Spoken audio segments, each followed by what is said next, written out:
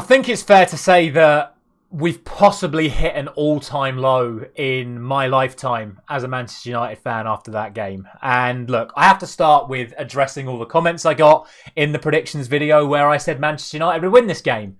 And seemingly, quite rightfully, everyone who did give me stick in the comments of that video have been proven right. But my justification was that off the back of the Manchester City game, we would make changes and play the players that I feel had been banging on the door and deserving their opportunity to play in a team over the superstars. And they'd be coming up against a Newcastle team who, quite frankly, would be playing a much, much weaker side, given the fact that they normally rest their players in this competition.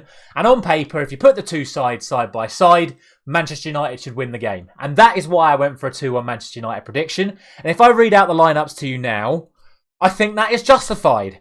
Onana, Dalot, Lindelof, Maguire, Reguilon, Casemiro, Anthony, Hannibal, Mount, Garnacho, Martial.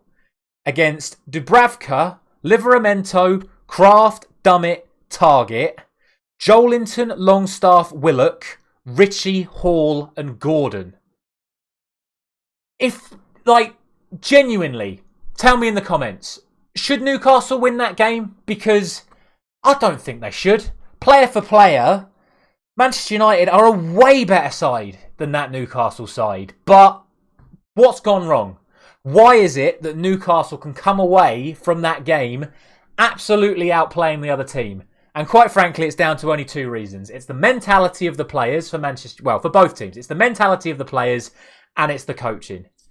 There is nothing else. That is pure and simple what it is. And obviously, Target picked up an injury at the start of the game, which meant that Almiron could come on. Joelinton went into midfield properly. Almiron went out wide. Still, player for player, Manchester United should still win that game. But it's just not happening at the moment because these players, for whatever reason, they are just not in the right mindset, and their instructions that they are getting either from each other or from the coaching staff are just an absolute abysmal at the moment. First decision that Erik ten Hag had to make was taking Hannibal off. And look, I love Hannibal. I love that he put himself about, and I love that he really did try to still have an influence on the game after picking up that yellow card. But let's be honest, he picked up the yellow card for a bad tackle. He then made another bad tackle and kept lunging in at people. At that point, you have to say, look, I'm sorry, kid. You've done what you can, but right now you are a liability to this side because if you make one more bad challenge, you're going to be off. He didn't make that decision, and I think Hannibal realised that when he spoke to him and said, look, you need to calm down, you need to stop. What that ended up doing was that Hannibal stopped doing what he normally does, which is put himself about, which then meant the 3v3 in midfield essentially became a 2.5 versus 3 in midfield, and we lost that midfield battle. Now, we move on to the goals, and it's a tale of two right-backs. Firstly, Tino Livramento, who I've very highly rated since I first saw him for Southampton. I'm so pleased for him that he gets the opportunity to play for Newcastle. He's a young English right-back, and that's a very tough position to be in right now, don't get me wrong. But he is someone that I really see having a future at the high level. And to keep Garnacho quiet for essentially the entirety of the time he was on the pitch, and then obviously Rashford as well after he came on, great achievement for him.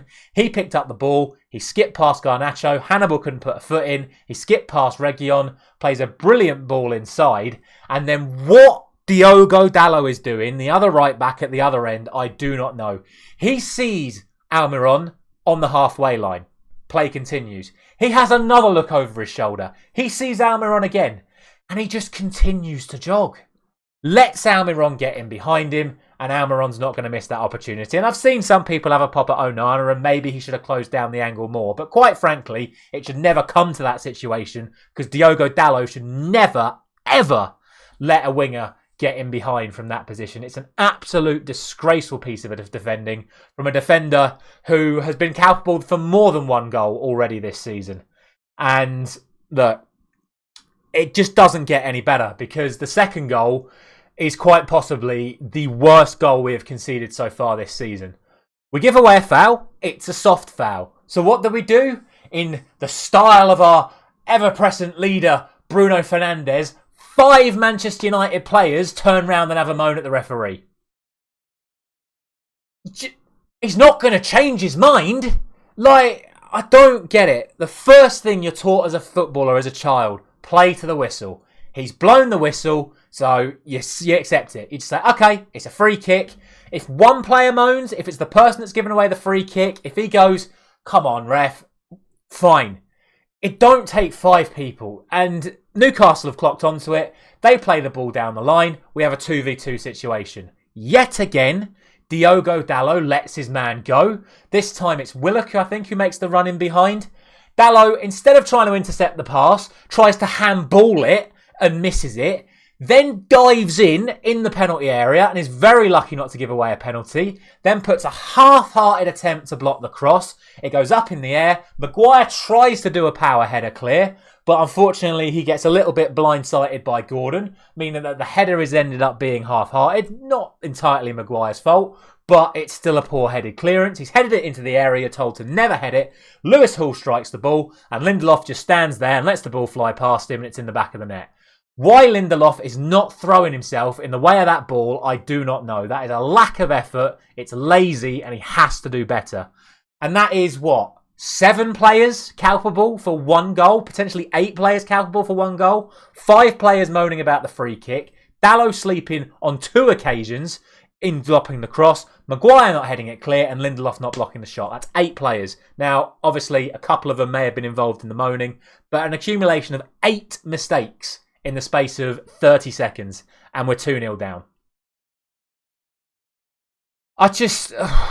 Honestly, it is so humiliating to sit here and have to talk about it, but I just don't know where they go from there. I mean, I'm pleased that at the start of the second half he made changes.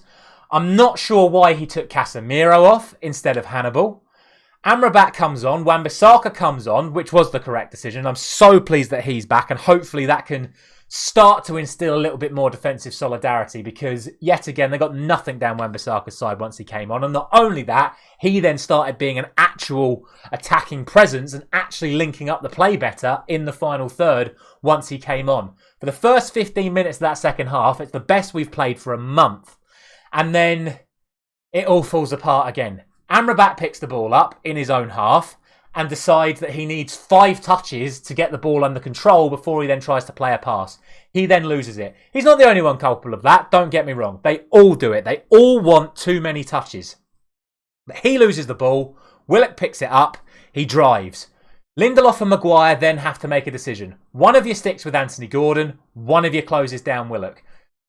Lindelof is the man that is with Anthony Gordon, so he should stick with the run. But instead, he tries to pass him off to Maguire, who then ends up colliding with Gordon because Maguire wanted to close down Willock.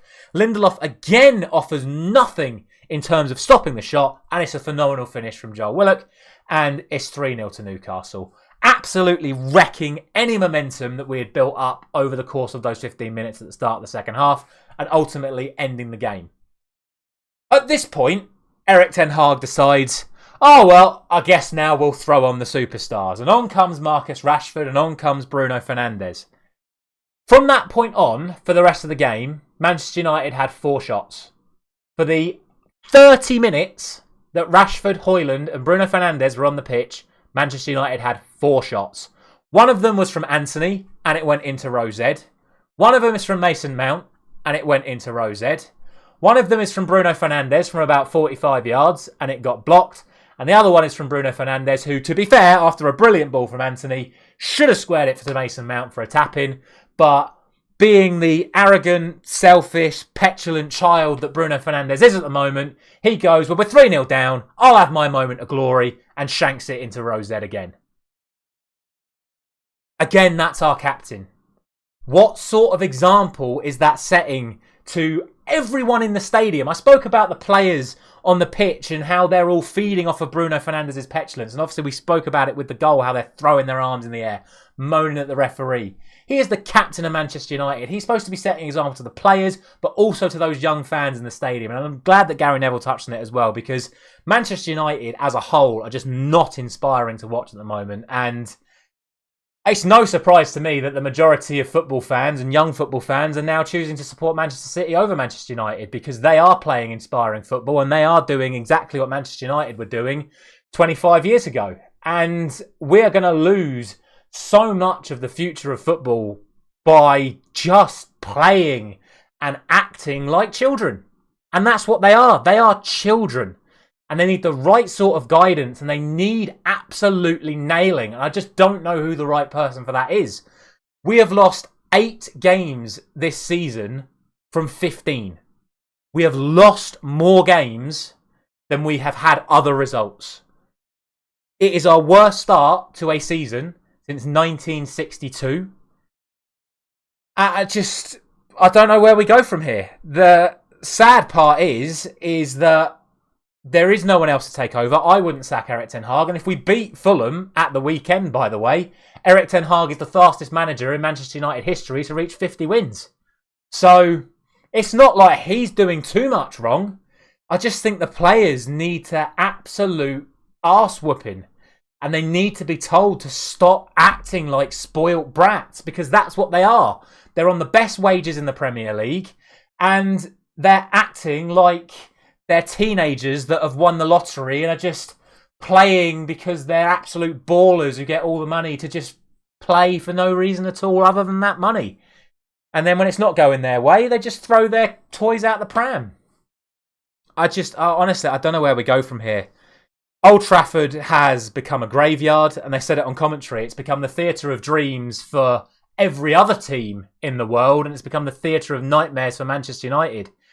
Whether or not it's good or not, 5 of our next 6 games are away games. So who knows? Maybe we can relieve some of the pressure by not being under the scope of all of our home fans. And maybe we can start getting some results away from home. But I don't see it happening. I really don't. I just think we're lost right now. I just think the club as a whole is an absolute dire situation from absolute top to bottom. And I'm not going to put it on the owners. I mean, right now, these last 2 performances, I can't put that on the owners because, yes, they are partially culpable for the state of the football club in general, but they're not in charge of what's going on day to day and in terms of the actual players' mentality. And like I say, the coaching and how we're trying to get the best out of these players, because I just don't have the answer right now. I said it at the weekend. I think the superstars need to be dropped, but the fringe players have played tonight and they're no different. They're acting like children. They can't put 3 passes together. They can't stop whinging at the referee. So tell me in the comments, what's the answer? Is there an answer? Are we just destined to absolutely capitulate from all realms of existence? It's happened historically. Like, we can't just say we're Manchester United. We were the best team in the Premier League 10, 15 years ago, because that was 10, 15 years ago. We're a club that now has history but doesn't have a present. Look at the likes of Nottingham Forest, who won the Champions League and crashed out down into the Championship for a few years. Like, right now, you can see that being Manchester United's trajectory if it carries on the way it's been going on for the last 2 or 3 seasons. Yeah, I got nothing for you right now. I've really got nothing for you because I just don't see where the spark is going to come from right now. We need something to go in our favour. We need a win desperately. And it has to come against Fulham at the weekend. Otherwise, we go into the Champions League game off the back of 9 defeats out of 16.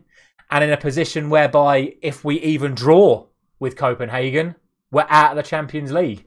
And not that we deserve to be in the Champions League.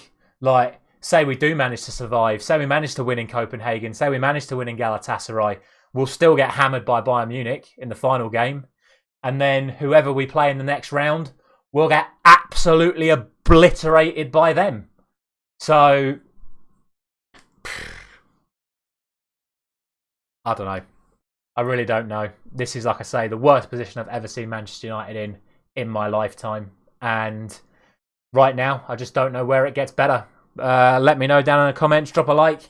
If you have enjoyed this video, subscribe to the channel if you are new around here. I will be back with my Premier League predictions on Friday morning. And thankfully, I'm away on Saturday, so there won't be a reaction to the Fulham game unless it's so dire that I have to record it on a Sunday morning. And I really hope I don't have to do that, but I may have to because it just might get even worse. Thank you very much for watching.